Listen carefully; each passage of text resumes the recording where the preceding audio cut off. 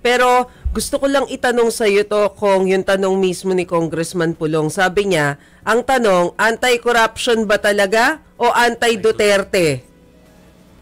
Well, we can be both, no? Dahil actually tayo, anti-Marcos, anti-Duterte, anti-corruption. Yun nga po ang ibig sabihin pag sinasabi natin, lahat ng sangkot dapat managot. Kahit ang mga nasa tuktok. No? So, kailangan natin pangalanan sila. Ito po ang unang step sa pagpapanagot sa kanila. Dahil alam natin na may sistemang bulok at may mga in charge sa pagpapatuloy ng sistemang bulok. Sino sila? Bakit sila nakikinabang? Magkano ang pakinabang nila? At panagutin natin, kunin natin muli yung yaman na kinuha nila.